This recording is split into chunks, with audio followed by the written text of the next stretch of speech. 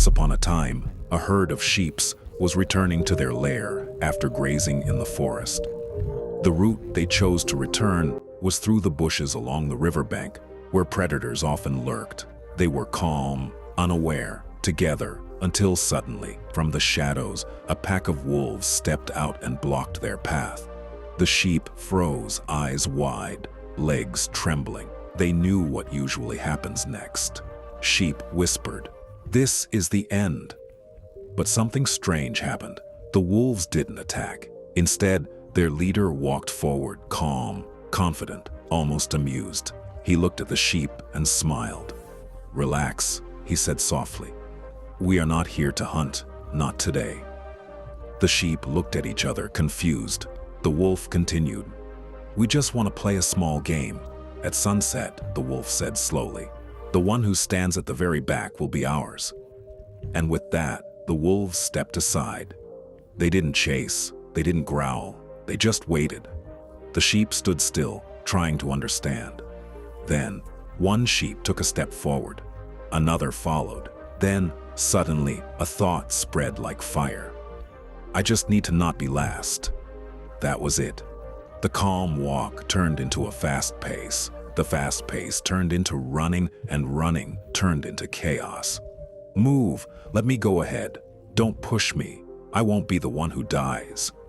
Fear had entered their minds, but something deeper had taken over. Self-preservation at any cost. Now they weren't running from wolves.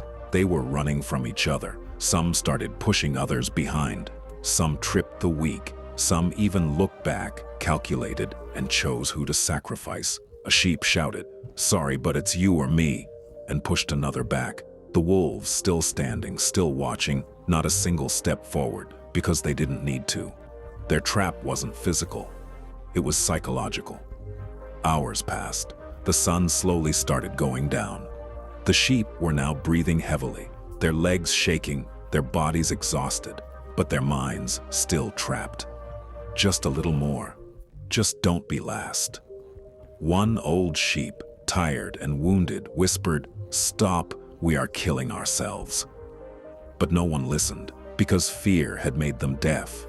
Finally, the sun touched the horizon. Silence fell. The wolves stepped forward. They didn't need to chase. They didn't need to attack, because in front of them lay a herd that had already destroyed itself, broken, exhausted, divided. As the last light faded, one sheep, lying on the ground, looked at the wolves, and then at its own herd. And in its final breath, it realized, the wolves didn't defeat us. We defeated ourselves. And finally, the wolves slowly walked in and started eating them. We often see in our lives that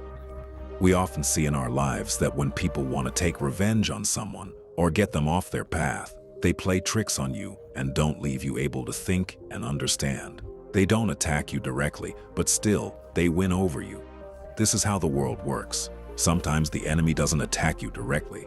They don't need to. They just plant one idea in your mind. You are not safe unless you are ahead of others. And then you start running. You start comparing. You start competing. You start pushing others down, not realizing that the real trap was never outside. It was inside your mind.